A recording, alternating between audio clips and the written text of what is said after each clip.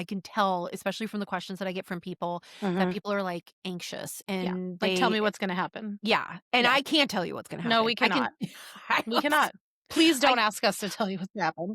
Welcome to Rivera and Reeves, a podcast where we break through the bias, report the news, and occasionally trip over our soapboxes while ranting about the headlines. Every week, we tackle the biggest stories with sharp analysis, unfiltered honesty, and just enough sarcasm to keep it fun. So pull up a chair, grab your coffee, and join us as we wade through the spin because the media is trash and we have zero patience for their nonsense. Hey, friends, welcome back to another episode of Rivera and Reeves. I'm Miss Sadie, and I'm here with my friend Rachel. Say hello, Rachel. Hello, Rachel. Hi. Okay. Hi. I kind of freaked out because the computer was doing something weird in the no. last episode. I forgot Miss to hit Sadie, record. It can't happen again. It cannot happen again. So my heart sunk just a little bit, but it looks like we're good. Okay, good. That can't happen again. We don't even have, I can't even, you guys, the last episode, we went like 20 minutes recording and I had not hit record. And the moment that I realized it, I wish I could have recorded my reaction. It was a bad day for Miss Sadie. There was no telling her that it was okay. There was no talking her down. She looked like she was going to maybe throw up. Yeah. But it's okay. We're all here. We've hit record. We are ready to go. Right. Yep. And if this is your first time here, welcome. You have found your new favorite podcast. Make sure you hit that follow button wherever you're listening. We're on all major podcast apps. We are on YouTube and our primary platform, which is Substack. If you join and become a Substack paying subscriber, you get this episode the moment that I hit record. Yay. With the video. No audio. No, definitely audio. You no want audio. advertisement. Don't sabotage us. No again, ad please. interruption whatsoever. Of course, it's always free by 6 p.m. the same day on Tuesdays and Thursdays with some ad interruption. But, you can still listen to us. We're still here. But also, you would get a bonus monthly episode of our unfiltered episodes. If you become a paying supporter, we do that now live the last Saturday of every month at 11:30 a.m. And we had just did our first one of the year for January, and you'll get the full archive if you join us. So the link is in the show notes. What are we talking about today? We're Lots going to of things. we have a little things. Mm-hmm. We have a lot of discussions on the back channels, and I came across this opinion, little commentary video from Ross Douthat Douthat from the New York Times. And I like him. I do too. I think even though he's kind of like I would say a squishy conservative. I think he's pretty conservative. What I think is different is he has more tolerance for progressive opinions. Like he has had podcasts with, and he will sit and talk with people.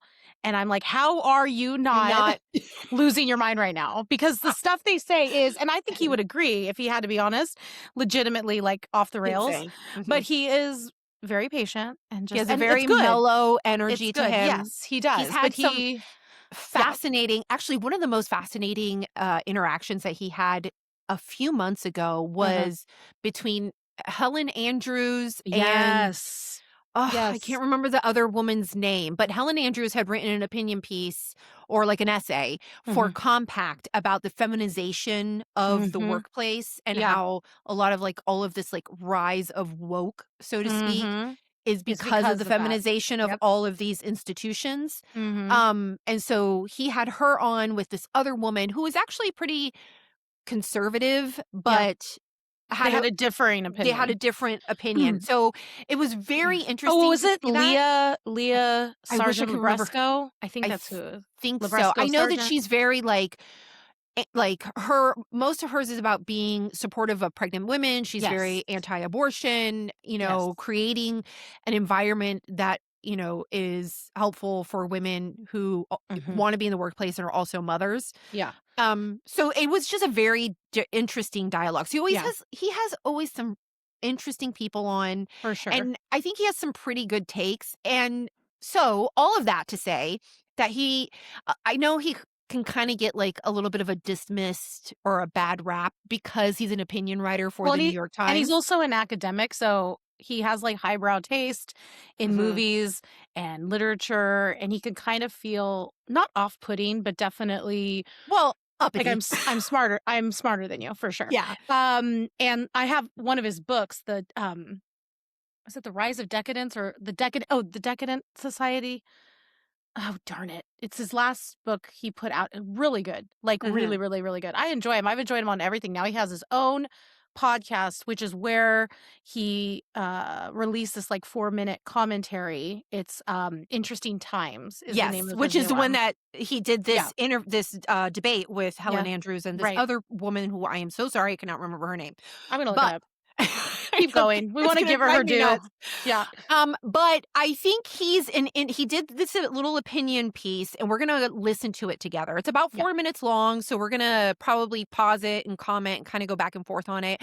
But I think it's interesting, mainly because I think a lot of our listeners, especially when you're in the social media atmosphere, podcast social, which he's part of, but just in a different way. Okay. He's not the New York Times. Let's be honest. Okay. Yeah.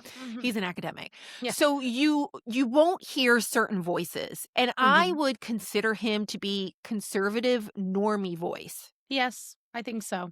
And because of that, I think it's good to listen to him, to be aware of what, like, we hear all the time commentary from fellow conservatives, especially people who are online, predominantly like ourselves, about the commentary of like, oh, the left and they're so insane.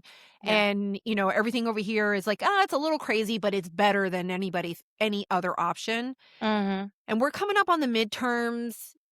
We've had a little bit of drama recently. And I think this is a good voice to listen to kind of get that alternative conservative voice that's just like moving about their life, and they're more towards like the center. Yeah, he would definitely not be categorized or categorize himself as MAGA. I believe, even though he's supportive of a lot of things that Trump does. For sure. And I believe he voted for him. And so but he certainly shares his criticisms of him often. Whereas this isn't David French. No, definitely not. We would likely not be sharing some of his content. But with Ross, he definitely criticizes, but he wouldn't like. Whereas people more in the MAGA crowd, they get afraid to criticize the president because it's either going to, be a ding alienate listeners. Yeah, exactly. So, and that's not where Ross is at. So it's actually helpful to listen because I do think he has a pulse on liberal ideas and viewpoints because he regularly discusses them with them. But also he does kind of represent, like you said, a more normie approach where it's like, I'm not all in MAGA. I want to support some of their great stuff, but they're making it hard for me right now. So it's good to listen to. So let's listen to him. And whenever, if you want to comment, I'll pause, you tell me, and we'll go through it. Cause like I said, it's like 4 minutes long. Okay. And the gal's name is Leah Labresco Sargent. Yeah. Leah Labresco Sargent. It's a good episode. Yeah. I highly, especially since most of our listeners are ladies, like I highly recommend that you go and listen to that episode. I might even drop it in the show notes because I think it's like that good. Yeah. Okay. Let's listen to Ross Douthat. Okay. It's okay. I want to tell you a secret, one that most conservatives on the internet don't want you to know.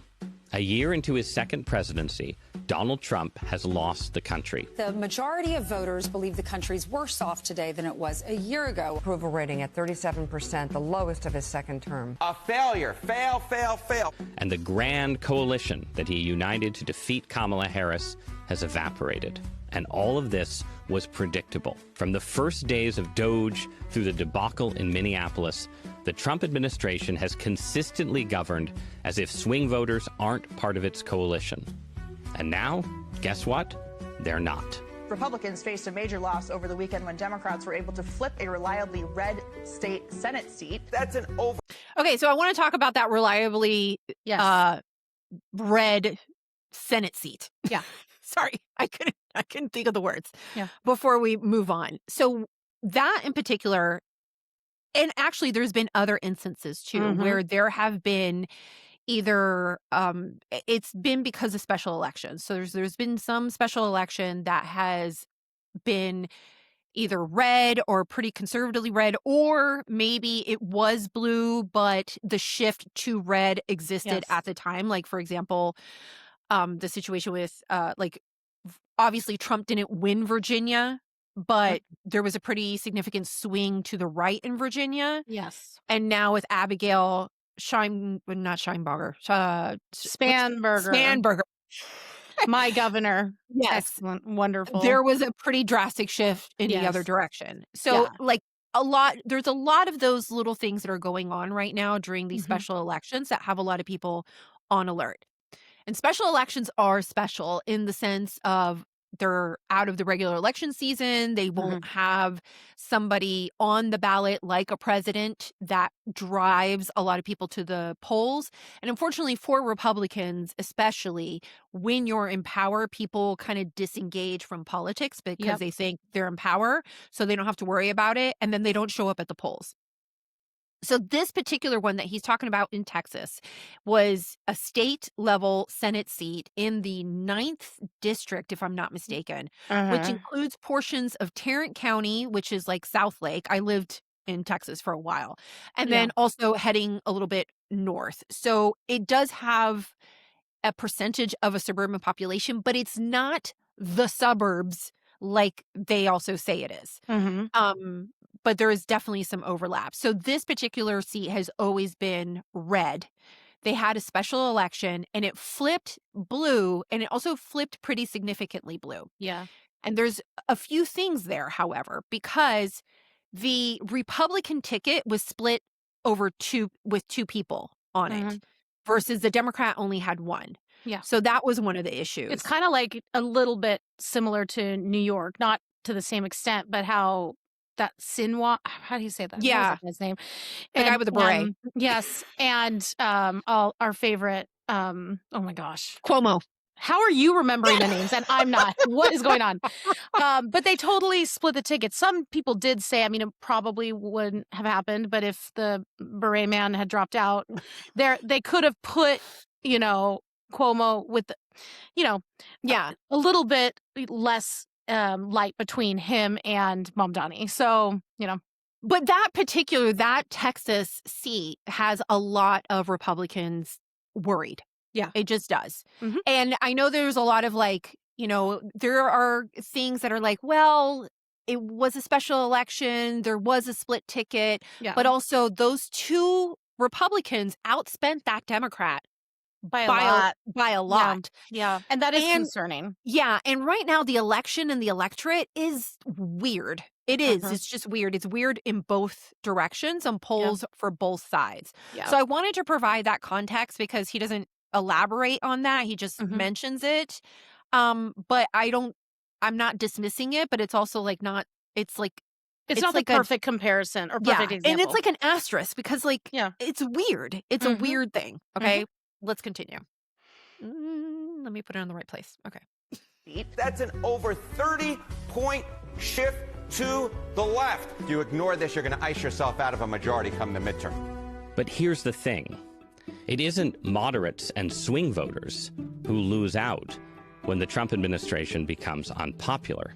It's people on the right, people like me, and certainly people further to my right, who support many of the things the Trump administration has tried to do, from securing the border to pressuring American institutions to become more ideologically diverse, to resetting and rolling back DEI. All of that agenda will just disappear if the Republican Party can't win elections.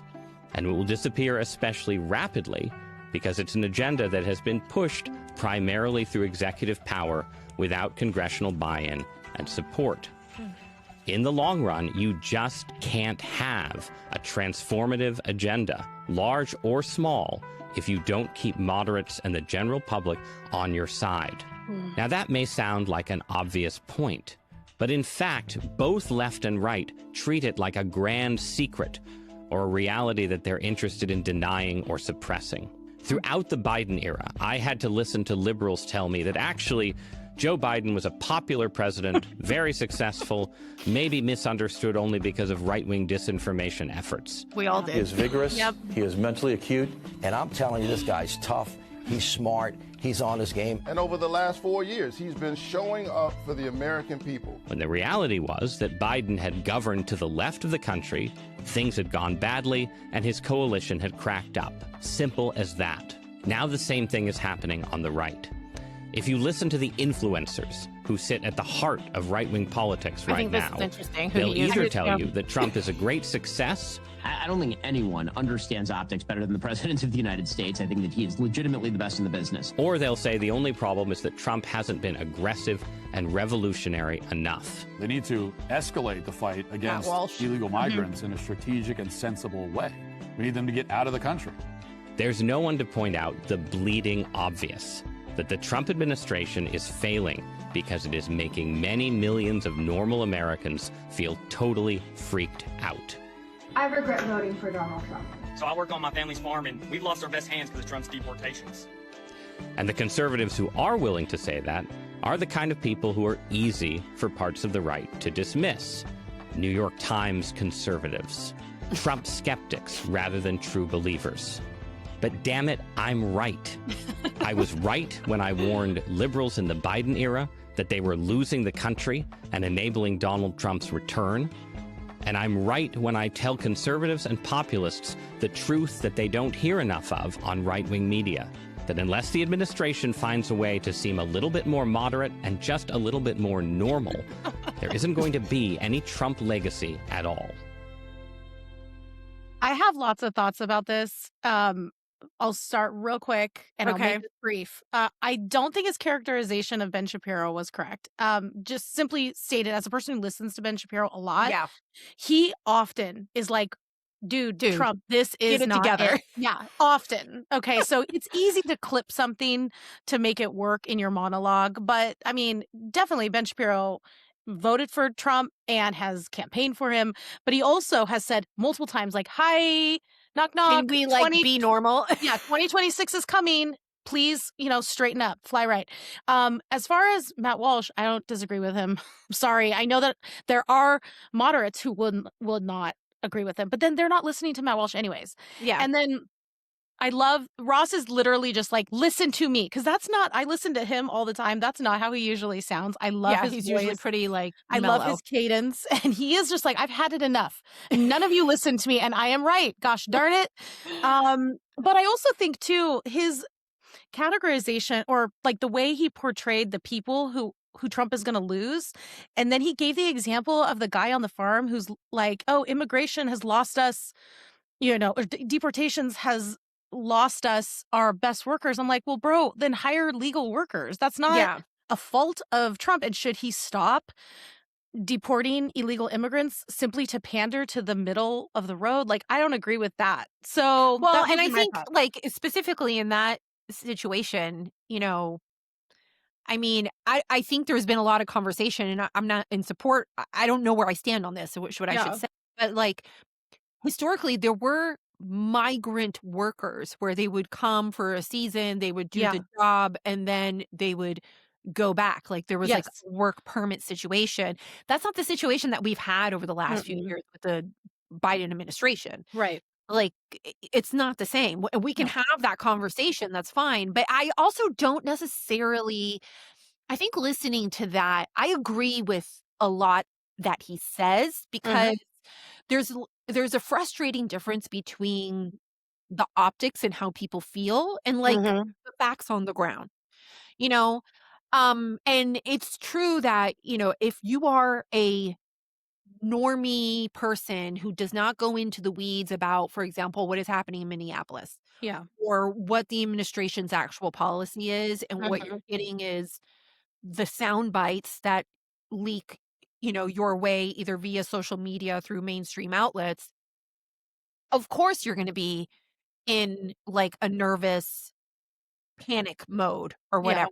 And there's no question, and that's not even to say like the situation in Minneapolis, I am in support right now that the things are shifting, but they're also shifting because Homan has come in and negotiated cooperation from the local law enforcement and the local government, Yeah. which is why we didn't see this happening in other cities. Yes. So, it remains to be seen. I don't know if the characterization of that Trump is governing further to the right than he campaigned he was going to do is fair. Like, Yeah. I definitely think that Biden came in and was like, I'm a moderate. I'm a like a centrist. moderate, regular Democrat. And then he let the and then progressives went, in his party completely. exactly. And he went off the rails. Yeah. I don't, in my personal opinion, I don't think that's what Trump's been doing. I think there's been very poor messaging. I think, he recently did an interview for the, you know how like every president does an interview for the Super Bowl that plays like right before the that's Super right. Bowl? As well, except not every president, because Biden did tap out on like 2 years That's right. of not doing gosh. it. I But put that time out of my mind. yeah, he was asked specifically on Minneapolis, and here's what he had to say. Speaking of Minneapolis, what did you learn? I learned that maybe we can use a little bit of a softer touch, but you still have to be tough. These are criminals. We're dealing with really hard criminals. But look, I've called the people. I've called the governor. I've called the mayor, spoke to them, had great conversations with them. And then I see them ranting and raving out there, literally as though a call wasn't made.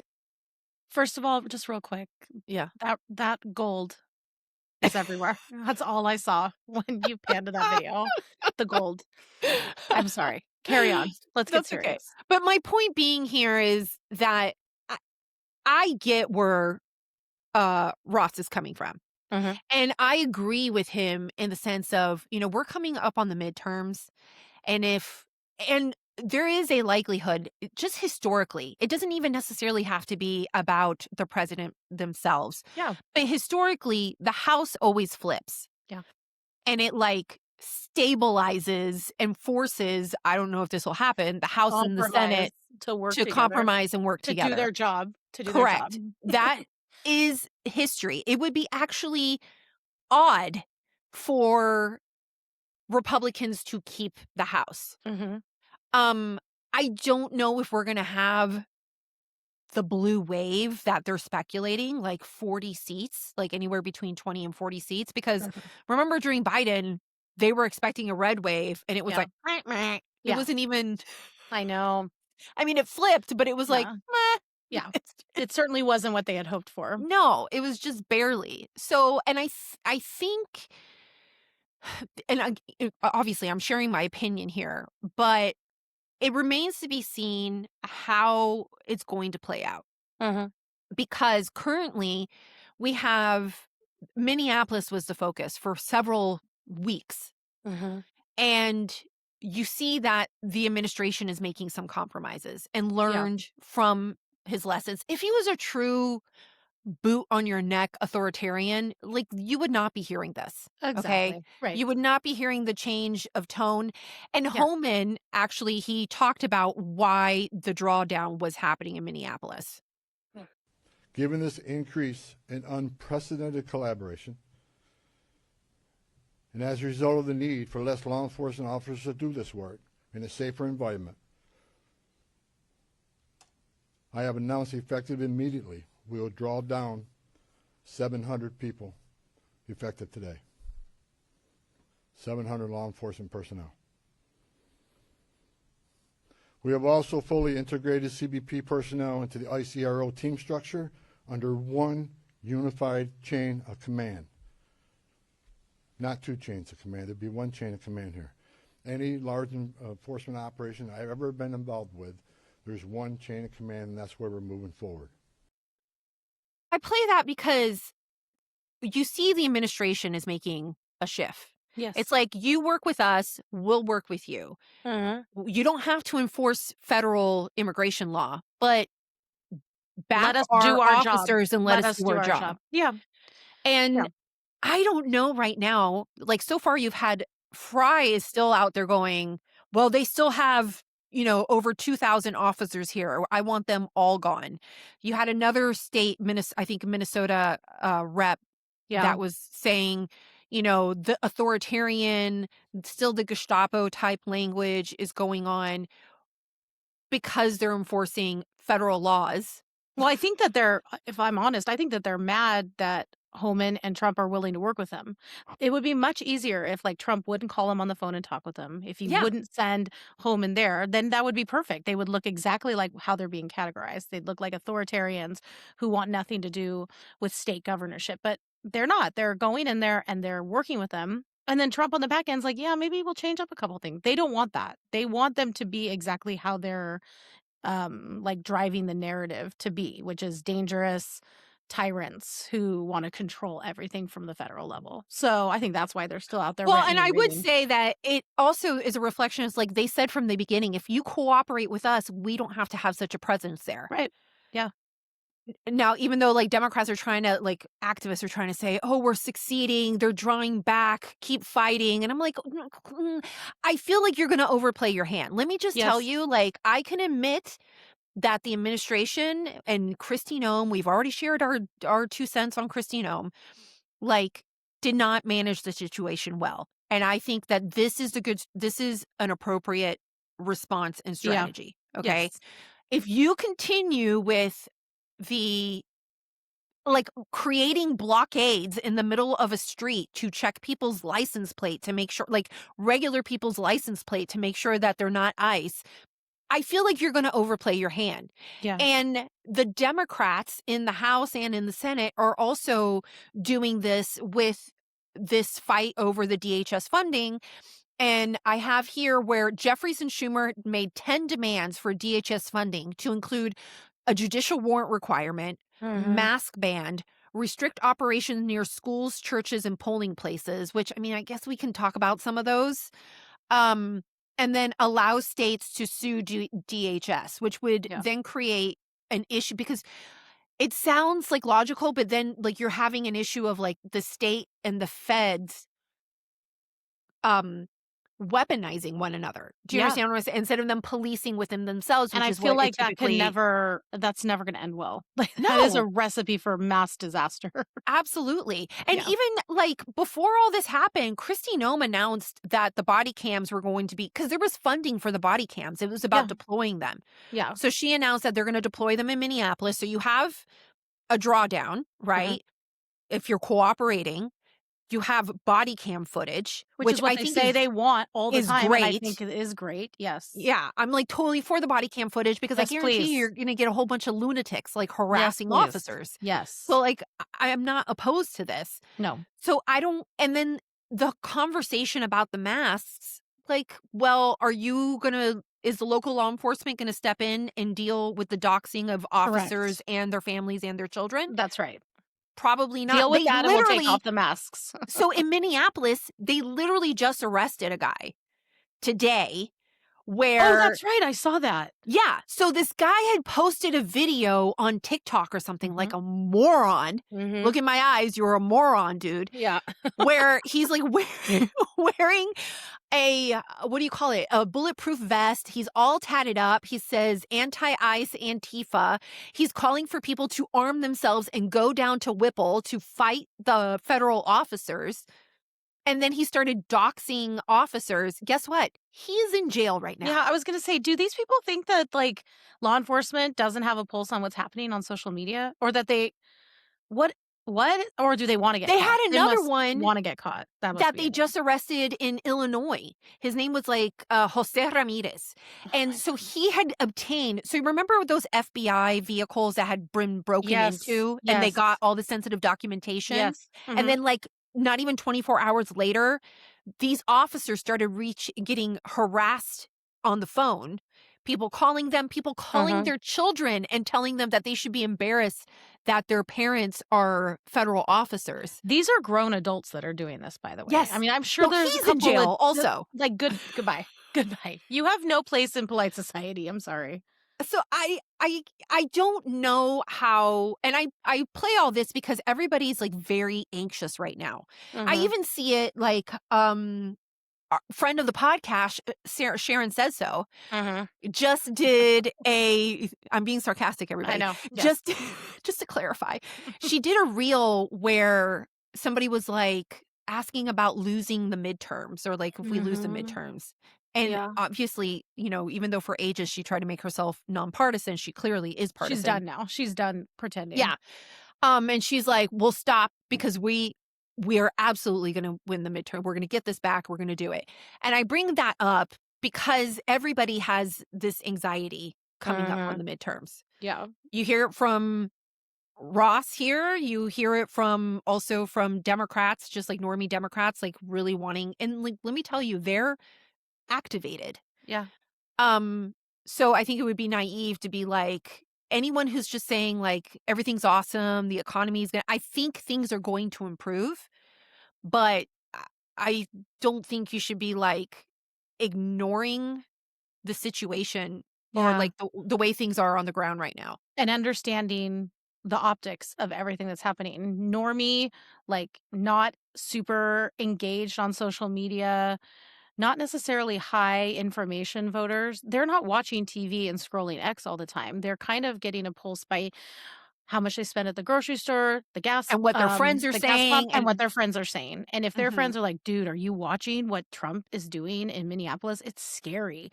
Well, if that's their only source of information and they're not looking it up on their own, that's a little tidbit that goes in. And then you hear about like, Kash Patel saying you can't carry a gun to a protest. And they're like, are you taking away my Second Amendment rights? Like maybe and then, look, we have to admit that the administration has really screwed up the Second Amendment. Like, I'm like, but even take away the stuff that is absolutely problematic that we've talked about, but like other stuff where, it could go both ways. The stuff about like tearing down the East Wing and building the ballroom, and just like different things he's done where there can be two sides to the story, and there can also be like arguments made for both sides. But the way it's framed by friends and family, low information voters, that's how they're going to get, kind of their idea of the pulse of this administration. Maybe it wasn't as great as I thought it was going to be. And the Republicans should be concerned about that, because right now there's just a lot of things happening inside the administration, and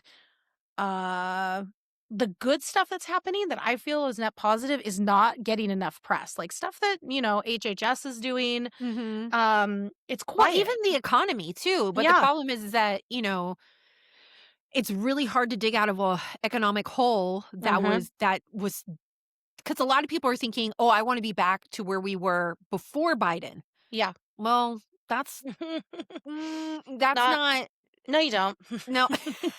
Like, we can't really do, like, that's not as easy or as feasible as people would like. It's better than it was at the worst, but I don't know how long or even, how possible it is to get back to where we were. Well, and they need to stop talking about tariffs. He needs to just stop talking about it. And if I'm honest, I do love the peace stuff he's doing, but to a casual observer, it does feel like he is focused a lot on international and foreign relations, which is why I think it's good that he's on this new, like, basically press blitz where he's going to different cities all around the country and talking about domestic issues, because to someone, an outsider might go, well, why is he having all of these foreign dignitaries? Why is he brokering peace everywhere when we have literal American citizens dying of fentanyl overdoses still? We have, cities that are really struggling. We have homelessness but crisis. then We have all also kinds of stuff. You have like record low criminal crime. I know, it did go down. That's true. In like what, like 100 years or something. Again, like though, that. it's optics. It's optics, and it's what people are feeling. And then, like, right where they're at. But these cities are like, the Democrats are like, I don't understand. Like, it's amazing that we have managed to have this record low, crime right now. I don't know what possibly could have changed in the last I don't know. year. The National Guard being deployed to Washington, D.C. It cleaned up crime, and that's a net good. But the that self-deportation would take being honest, about things, and that's hard. Well, and then there's other things. Like, we have to...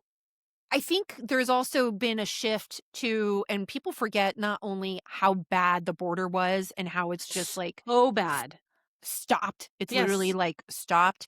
Correct. But also if you think this gender ideology is no longer an issue, like, yes, I think the current has significantly shifted, obviously. But if you were to poll Democrats as a whole, like in general, they're still very supportive of transgender, like gender affirming medical care. Yes. Even though just recently, the American Society of Plastic Surgeons put out a statement.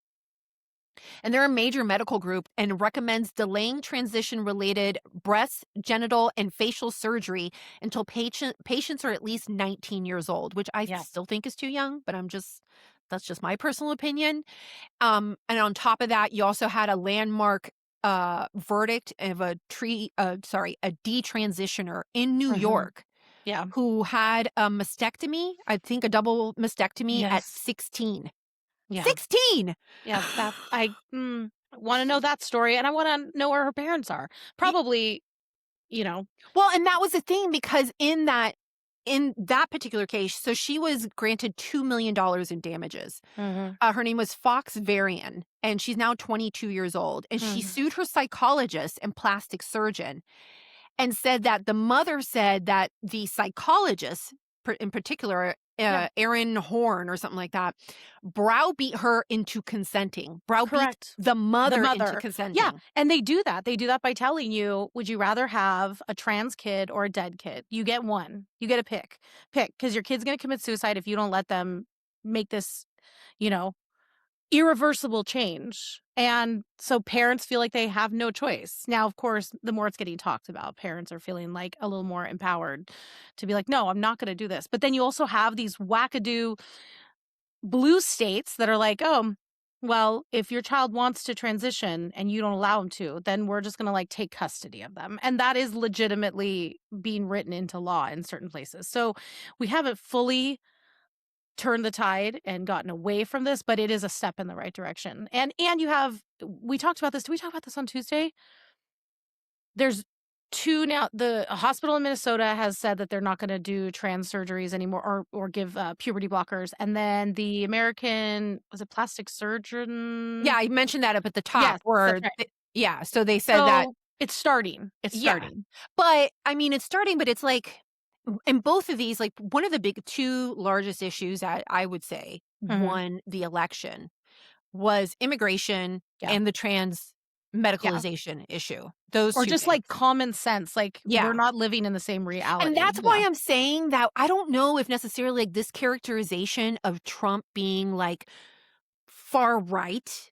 I don't see is as fair comparing to Biden, who came in as I'm just grandpa, moderate, regular Democrat who went off the rails. Well, and let's be honest, when they talk about far right, when that wording is used, what they're talking about is cultural issues. Yes. You could not ask one normie progressive, what does far right mean when it comes to the economy? Or what does far right mean when it comes to, I don't know, housing policy? There is no such thing. Okay. I mean, yes, there's fiscal conservatives, and we could talk about federal spending, on social projects.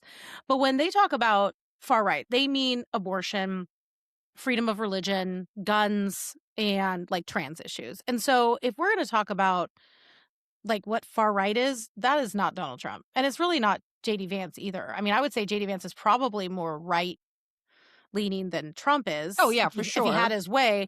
But Trump is abortion, do what your heart says, leave it up to the state. Which is dude, okay. So dumb. But he's very much he's not anti-trans people. He's you can't do this to kids. And that's common sense, what everybody believed literally a decade You can't ago. do this to kids. You can't have boys in sports. This should not be crazy. These are normal things that most normal people I think it's actually more, believe. again, the issue is we've mentioned, the optics, the style, the way he delivers things. Well, and who he's surrounded by. I mean, that's a problem with having a huge coalition. There is people in under the Trump tent that are more far right. We would be considered far right because of our cultural takes on abortion, trans rights, guns, and I don't know, even immigration. I would be fiscally. no to all of it. No social spending. Let's stop all of it right now. But since he has such a big coalition, there are people who are far right. And so he's just going to get lumped in oh, look, that, when you got Stephen Miller as one of your chief advisor, I mean, the guy is far right. Let's just be honest. But That's not everybody in the Trump tent. It's I just don't know not. if Miller's I'm necessarily far right as much Far as like right. he's No, just he's like abrasive. Well, He's yeah, he's just- abrasive. Yeah. That's what it is. Yeah. I mean, and Yeah. people are trying to, especially some of our favorite, which we'll never name here, but some of our podcasts that we listen to that are liberal ladies, they are like, he is a Nazi, a literal Nazi, even though he's Jewish. It's funny. That's my point. It's like yeah, but like he's a racist. He's awful human. He's disgusting. And I'm just like, he is just one of those guys that says very caustic. He's very caustic and Well, like and I think abrasive. He says what a lot of people think and want to say, but if someone came along and said it nicer, it might be more widely accepted. He just kind of yells and shouts and feels mad sometimes. You know what I mean? But I don't think he's necessarily always wrong. So no. Well, and that's why I think all of this is just, we're coming up on the midterms and we're all like, I can tell, especially from the questions that I get from people, that people are like anxious and like, tell me what's going to happen. Yeah. And I can't tell you what's going to happen. No, we cannot. We cannot. Please don't ask us to tell you. I have my thoughts of what could potentially happen. And I even posted this, which is not something I typically will put out in public. But I said, screenshot this, which I could be wrong, but I think if I were to follow the pattern, do I know for sure whether or not we will maintain the House? Historically, we don't. Yeah. So I'm not really necessarily talking about that, but I think optically, like, there is a very high potential that the Democrats will overplay their hand. And let's say that they do flip the House and we keep the Senate. That's going to create a stalemate. Even if they want to bog things down with impeachment proceedings and just like all of this, just because you pass impeachment, which is basically an indictment in the House, you go to trial in the Senate and the Senate's going to be like, no, it's not going to happen. So it's just going to be annoying. It's going to be 2 years of a lot of stuff that nothing gets done. And things annoying can get drama. Rewound, basically, that Trump's talking about right now that matters to people. And that's why I think we get kind of labeled as like we're a little psycho when it comes to political involvement, but it's because we're always looking a couple years ahead. And I'm telling people, you need to vote in the midterms and you need to know who you're voting for and why you're voting for him, because it's not, you don't have to love everything Trump's doing, but I guarantee you will not like what will happen for the next 2 years if it flips. You won't, because it won't be as efficient. There's going to be promises made that weren't able to be kept. And it's going to, like you said, it's just going to waste a whole bunch of time. And there's going to be more infighting. And then who knows, because of that, what's going to happen in 2028? Will it make it more difficult for a Republican to get elected again? And so, you don't have to love everything that Trump's doing, but you're not going to want a 2028 progressive candidate to win the White House. And being able to use as their platform that Republicans couldn't get anything done. I will say this. I think I'm much more, we're so far out, but I think because there's more time, I'm much more optimistic for 2028 than I am for 2026. Oh, yeah, for sure. I am too, but I think that is because we have more time. And so I have more time to be like, something good could happen.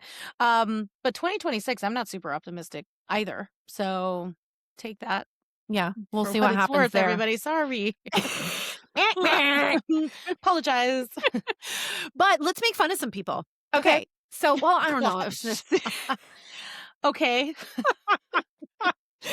I don't know if make fun of some people is exactly what I mean to say, but No, that is exactly what you meant to say. Maybe a little bit. Okay. So we're going to talk about two things. First, we need to talk about the Washington Post. And it's not to necessarily make fun of people, because obviously it's horrible and it sucks to lose your job. So the Washington Post announced layoffs of 1/3 of their workforce across all departments. Primarily sports page, gone. Yep. International reporting or foreign reporting, gone. I saw one woman post that she was fired while covering the war in Kiev. Ukraine. Yeah. She was in a car in her bulletproof vest with the helmet on, and she's like, I just found out I lost my job. I'm like, okay, What? I could be very much in support of like at least trimming down, trimming down some of the WaPo, okay? Because they haven't, we have our issues with legacy reporting, but maybe keep that kind of reporting. Like, it is important. You know what I mean? But and I think one of the big issues that the Washington Post has had, so look, Bezos purchased the Washington Post. I think it was in 2013 that he bought it for $250 million. Okay. That's a lot of money. And he promised I'm just over here trying to save enough money to build the deck. That is money I would not even understand. Like, what do you even do at that point? I would just be buying all the newspapers. Second wedding? And, I tried not to. It hurt my eyes. But I'm simply saying that's other stratosphere type of money. I mean, there's money, there's comfortable, and then there's money, and then there is money. And that is another stratosphere. Yeah. Well, speaking of how much he speaks, or how much money he has or earns, the biggest talking point was you have all of these millions of dollars and now you have fired all these people. Okay, so just because someone's a billionaire does not mean that they're beholden to employ everybody. That's a bad argument. Which I think is just a ridiculous take. The question with the Washington Post and why do we care about it? Because the Washington Post, along with the New York Times, as frustrating as they both might be, they have been the news of record for ages. Yep. And recently, even with both of these institutions being dominated by left-wing progressive reporting, I will say that the New York Times, if you actually look at their subscribership and their money, they have managed to improve versus the Washington Post is tanking. And so the question comes up, is it really about the publication? Is it the management? Or is it kind of reorganizing what their priority is? Yeah, because I think one of the I will say that the New York Times, I read both of them regularly. I read both of them because I need to know what they're saying. Yeah. Especially I need to be able to dissect.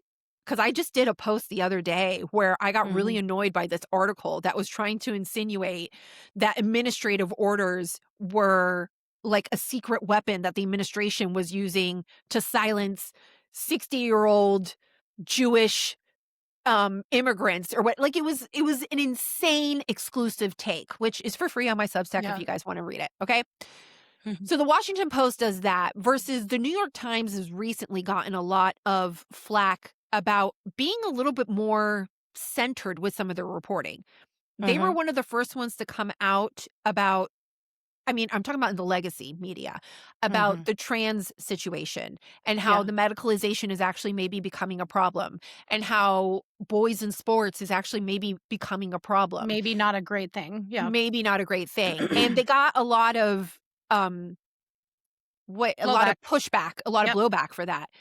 Now, the Washington Post has kind of been a little more mishmash with how even though they're trying to say that it's gone a little bit more Trump friendly because Bezos is trying to warm up to Trump, which I think is an absolutely ridiculous take. I kind of think that that's a bad take. He doesn't need to warm up to Trump. He doesn't. Well, not only that, but to tell me that the Washington Post has become more Trump, what planet are you on? Do you read it? I have never once read it and been oh, for sure. And what they'll cite I can see it.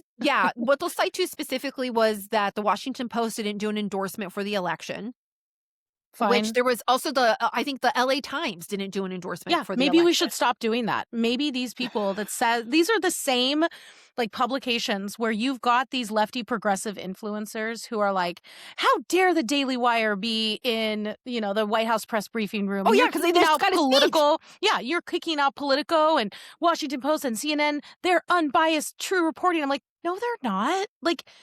Again, it's my hot take and you can disagree. No reporting is completely unbiased. It's just not. I know people, it makes them feel very superior to be able to say that they're being unbiased, but You're not. You're always going to be omitting something or adding something. You're always going to be selecting one story over the other based on your political preferences, your personal beliefs. Like, you just are whatever. But I just think that that's really interesting that they get mad. They didn't endorse Kamala, and then they want to say that they're unbiased and that the Daily Wire is, of course, it's more conservative. Everybody knows it is. And everybody knows that the Washington Post is more progressive. So, like, can we just say it? I think the bigger issue is that even though the New York Times has had its very trash moments, they have historically managed to stay, like, have actual legitimate reporting kind of leak in periodically. Occasionally. Versus the Washington Post has been just like progressive. It's just been They're not hiding it at they're all. not hiding it. In fact, it was really funny because there was an old let me see if I have it here, where it was this post that somebody had found about how the Washington Post, when it was originally founded, let me see. Actually, I think I have it here. So I just want to share because I thought this was interesting. Okay, so this post right here is Stephen Malloy. I have no idea who he is. And it says, contrary to what former Washington Post editor Marty Barron just told Caitlin Collins, the Washington Post was never a, quote, independent newspaper. Below is the Post's editorial page on its first day of publication in December 6th of 1877. The Post was established to promote the Democrat Party, from which it has never wavered. And it's right there. It literally says the Post will do... Oh, wait, hold on. The Post will do, and the Post will aim to be, and this is like the smallest print ever, thorough, going newspaper, always abreast the times. It will be democratic in politics and modern in style. The Democratic Party controls 25 of the most important states of the Union today. Thank you. Thank you. And is in the position to prevent bad legislation. The Post will do what it can do to uphold the Democratic majority in the House and the majestic Democratic minority in the Senate. It will bring about the political millennium, which is due in 1880. Well, first of all, the writing there, what? Like, they have improved in their writing. But yeah, they're just saying the thing. Yeah, so I just thought they're an arm of the Democrat Party. And they have been since the get-go. So I think when Bezos bought, like, it could be bad management from Bezos, and maybe he needs to take himself out of it. Yeah. But I also think it's like it got to a point where he tried to shift it to be more towards the center. And realized he couldn't. And realized he couldn't. And because they, like, immediately all these progressives were like, all right, well, we're out because you're just like... Well, it's baked in the cake. Like, you can't... It's like someone going in and buying Daily Wire and being like, now we're going to be a progressive outfit. It's like, now we're going to turn into everybody's like, leaving. Independent. Yeah, or the Atlantic. Like, everybody's going to either go or compromise their foundational belief system. So yeah, it didn't work. You know what I mean? Well, you guys get ready to be flooded is what I should say for WaPo flunkies, I guess, or firees or layoffs, like corporate journalists coming to Substack. Flooding Substack, okay? Yep. Which I'm not thrilled about, like, if I'm going to be honest. I just think I love Substack so much. They can miss me on their whole, like, announcement about Don Lemon, which was stupid. Yeah. But I love the platform. I love it way more than I've ever loved something like Facebook. I feel like it has the best parts of what Facebook was, and then it also has long form writing. I love it. But then when they announced this today, I'm like, whoo. So everybody needs to just get their Substack list tight and right. Pick your favorite journalists, because you're going to see an onslaught of new progressive content. I think so.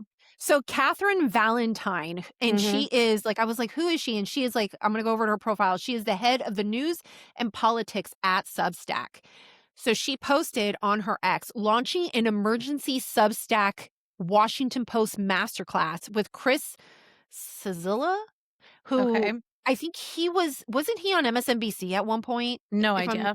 I'm not mistaken, to help our friends as two former posties. So she apparently used to be with the Washington Post. Yep. Details incoming, will respond on this thread. So she immediately announced an entire workshop to help Washington Post individuals who have been fired, posties, as she described herself, to to onboard onto Substack and start earning from for themselves. Let me tell you, I have never seen anything like this for anybody else.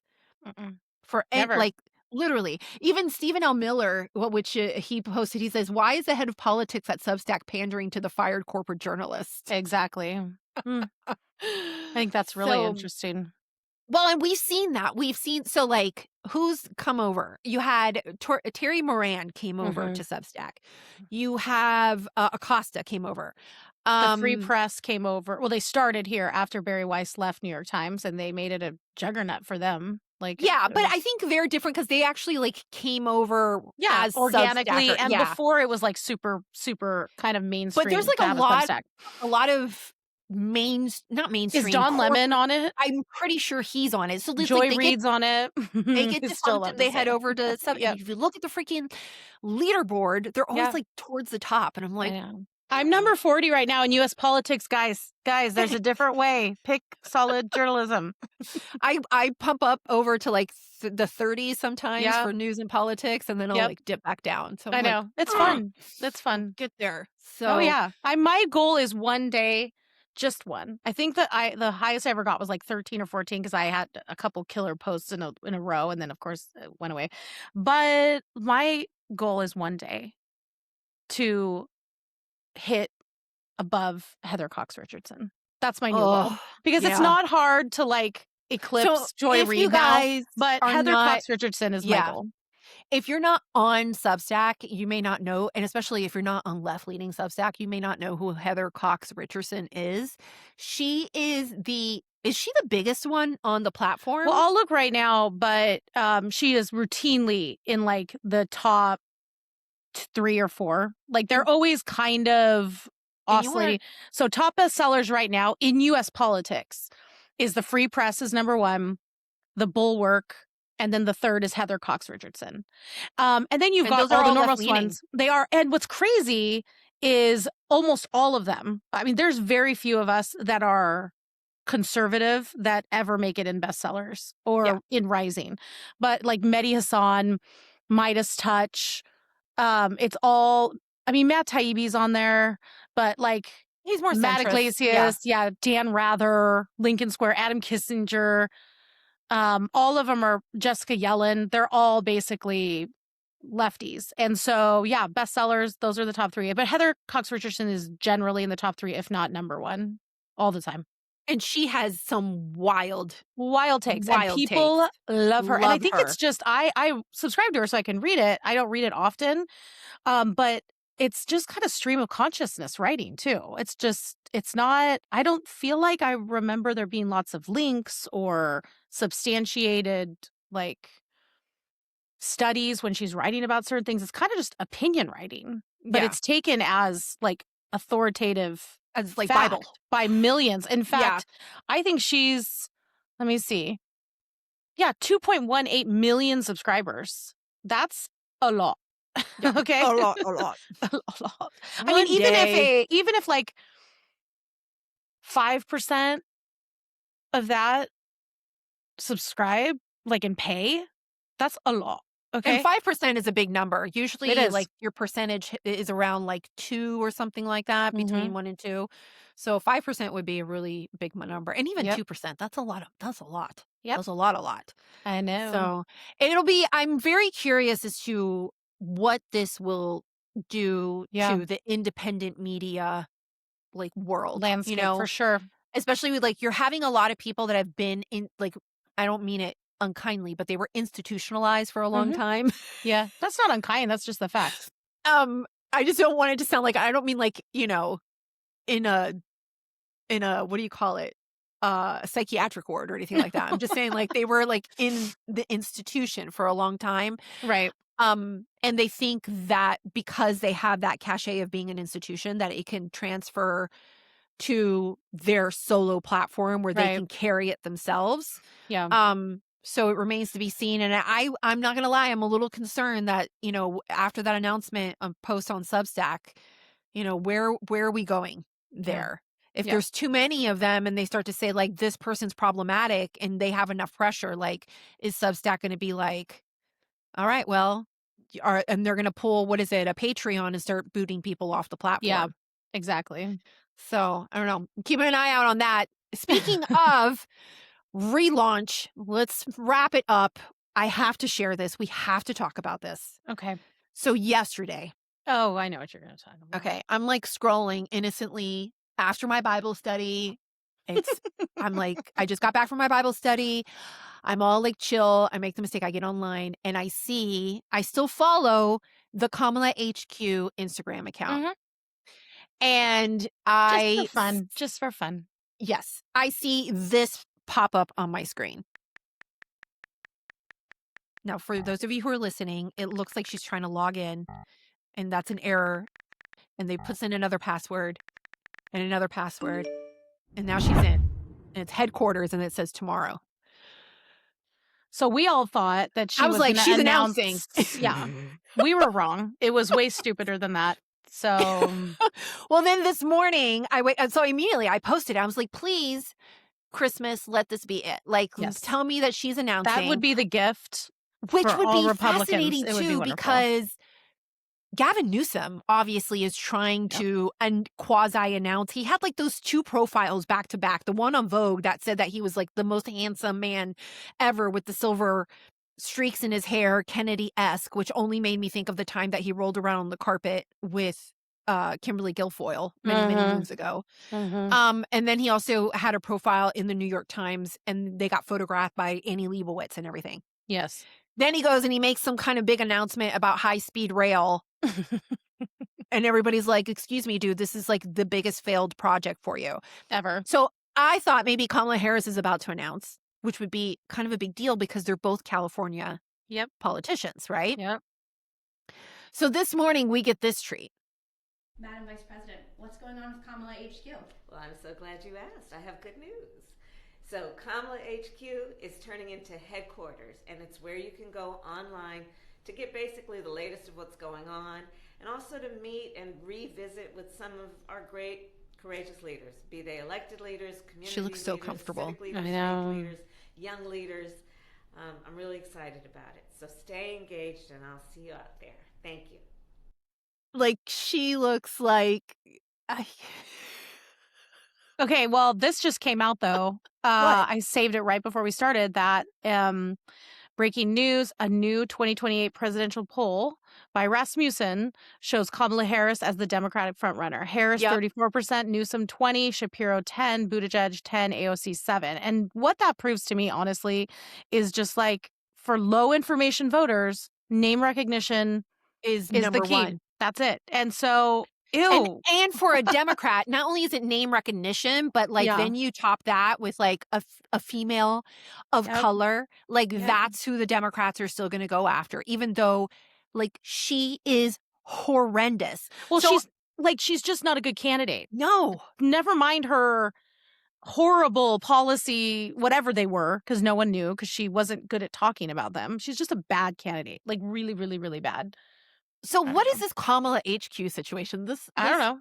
Fascinating. I can tell you. I shall educate you. Okay. Because I do not know anything. Because I had to go. I'm like, what is going on here? So when remember, we talked about all of this. Kamala's brat, Kamala, and all of the reels and all of this stuff. And she had this Gen Z social media team that was doing all this for her. So that same team of people have now rebranded and relaunched her platform that was Kamala HQ into Headquarters News.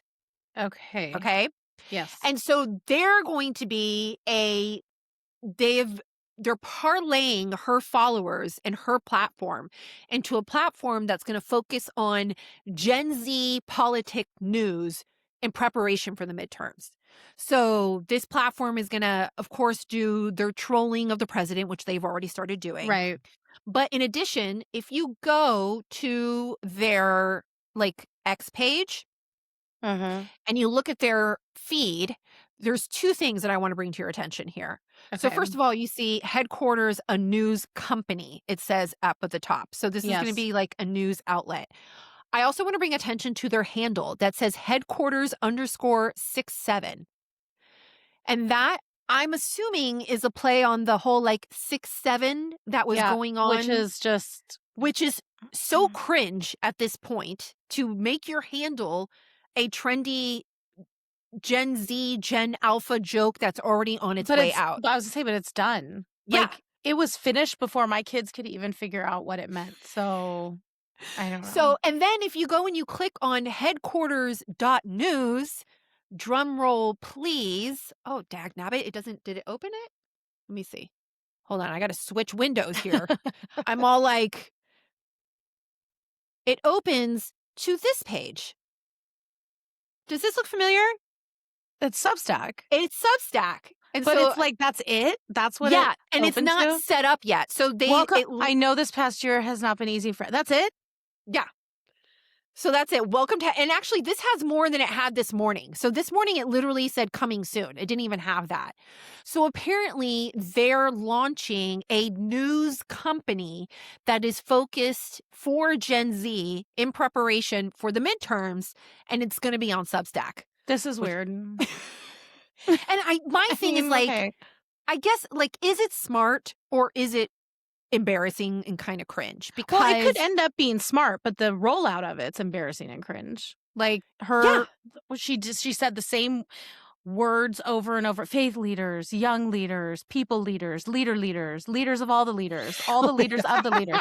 Like, they couldn't have scripted it worse. You know what I mean? So the rollout and her in her suit, and she just kind of still little, you know, maybe some wine beforehand, was slow, lots of hands. It's just not a good rollout. So maybe it'll end up being a great idea, but this isn't great. I mean, this is when the contrast, it could not be more apparent between the White House and Trump administration that has the social media game on lockdown. And the Democrats tried this whole time. They've been trying for ages. And they just couldn't get it together. And they got one momentary, like, blitz with the brat thing that lasted for like 30 seconds. And they thought that they understood social media. And then they ran with it. And they're still running with it with like the neon green and the 6, 7. No, you're not. You need to hire new people. You're not good at it. And that's okay. I mean, I'm not good at it. That's why I'm just kind of curious because, like, I looked to see who this team is. This is a young team. So this isn't like 40-something-year-olds like ourselves thinking this is what the kids think is cool, so let's do this. No, like, it's actually 20-somethings, Yeah, young but the difference 30s. is they're not based. They're not, they're too afraid. They're too afraid of messing up and kind of making fun of themselves or making fun of other people because they've been told you can't offend anybody for like their whole like 20 years of life. Like, you can't say anything inappropriate. You only can say these things. Whereas you've got the ones in the White House are like, sure, you want to put up a reel of Donald Trump pooping on everybody? Let's try it. You know, they aren't afraid of any. They should be more afraid. I don't like it. But they're still going to put up, you know, Hakeem Jeffries with a sombrero and a mariachi band. Mariachi, not barachi. Thank you. You see what I'm saying, though? Like, they're not afraid. And I think that that's the difference. I definitely think that, you know, even though we have had discussions about how, like, the White House account or the right, like, sometimes I'm like, come on, like, that's a little... We're going too far. They have more that has translated well, even to a broader audience. And not just for like the MAGA following, versus this is very similar to what the Gavin Newsom press office has attempted to do and has had quite a few misses. And I will say, I think it's smart in, like, if you already have that email list, use it. Yeah. You know, for that purpose. Yeah. But I don't know if, like, this is a quote from their... or the description from their, like, press release or whatever. It says an online organizing project for the next generation campaigning. And that's described itself as a Gen Z-led progressive content hub. And Harris has an honorary role as chair emerita. Is that how you pronounce it? Emirates. Emeritus. Emeritus. Yeah, sorry. Yeah. But not editorial oversight. So, like, you still have attached yourself. I don't know. Goodness, she doesn't have editorial oversight. Oh my gosh. But did you see, like, they are already starting out on, like, the losing foot. Did you see, so they announced that and they did that video that you showed, not oh no, it was of Kamala Harris. It was the one she posted this morning. And then the House GOP or just the GOP Twitter account literally just like replied to it with a thumbs up. And then headquarters retweeted that with a middle finger emoji. And I'm like, what are you doing? Like, that's not even funny. Like, it's a bunch of kids sitting around like, we hate you guys, middle finger. And it's like, well, I mean, the thumbs up is supposed to be aggressive now. I know. I have sent that in the DMs to people who badger me sometimes. I get it.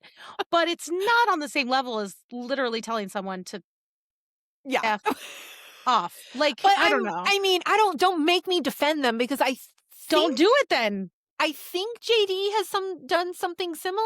Well, he did call someone a dip. Yeah. Yeah. Before. Like, I don't know if he's necessarily given the finger, but I'm not saying that we don't do it on our side. I'm just saying that when we do it on our side, it's actually kind of warranted and funny. But that doesn't make it right. I'm just no, because people say the most ridiculous things. And you can just it is authentic to JD Vance to say something like that. The way he grew up. I think that's the difference, though. It's authentic. With Trump, with JD Vance, with this team, you know what I mean? This social media team, it just comes off as like that's who they are. Like they're not making it up, as opposed to you have both Gavin Newsom and Kamala Harris having to hire Gen Z people to like make it for them and tell them it's funny, as opposed to them understanding why it's funny. I mean, you saw it when Gavin Newsom had his his interview with Ben Shapiro, and Ben Shapiro asked him, like, are you okay with your press team saying this? And he's like, well, no, that probably wasn't a good idea. Yeah, like, I mean, there's a disconnect. There's just a disconnect there. So. Yeah. So I don't know. I think it should be interesting. Let me tell you, it is the most anticlimactic announcement that I've seen Kamala Harris participate in. I agree. And that's saying something. Yeah. So all right, I'm going to go ahead and wrap us up for today's episode of Rivera and Reeves. Any other thoughts, concerns, opinions, things you want to bring up that I forgot? I do want to mention one thing. What? I mean, unless you guys aren't listening, the Savannah Guthrie mother missing situation. I would just want to bring it up. I don't know what's going on. There's a lot of speculation on, like, there was rumors about maybe the brother-in-law being involved, and that apparently isn't the case. They've put up, I think, started searching the area again after they had like closed the scene. The president has already, I think, reached out to Savannah Guthrie. There's the claim is that there's a ransom note floating around, but I don't know necessarily if it's a legitimate ransom note or somebody using the situation to send out a ransom note. Yeah. And she posted a video with her brother and sister asking for proof of life on her mother. And so I mention it because it's all over the news, and I just kind of want to lift them up in prayer, honestly. Like, it's just a really sad situation, and it's scary. And I just want to, like, if you guys haven't heard about it, I wanted to mention it. Like, of course, a lot of bad things happen, but it's, it's kind of like out there in the forefront. And it is, it's like a really weird situation. It is really odd. And I just pray for resolution soon for them. And for Nancy. I mean, she's an 84-year-old woman without her medication somewhere. Nobody knows where. So I just wanted to mention that before we go ahead and wrap up for today's episode. So, all right, that's it. That's all I have. We will see you again on Tuesday for another episode of Rivera and Reeves. I'm like, what day is it? I thought today was like, I am so lost. I can't even express how lost I am. Okay. But I am home. I do know that much. Good. I'm glad you're somewhere safe. But if this is your first time here, welcome. You have found your new favorite podcast. Make sure you hit that follow button wherever you're listening. We're on all major podcast apps, on YouTube, and our primary platform for now. I don't know. We'll see if they still want to hang out with us on Substack, where you'll get this episode the moment we hit publish on our Substack, ad-free and full video. And if you want that ad-free, please consider becoming a paying supporter, and you'll also have access to our archive of unfiltered episodes that we do once a month exclusive to paying supporters. It is unfiltered, unedited opinions. Sometimes we start the episode, we don't even know what we're talking about, but now we are doing them live. So you guys get to join us and watch and engage, which Ask questions, which was really fun last time. It was fun. We topped off at 25.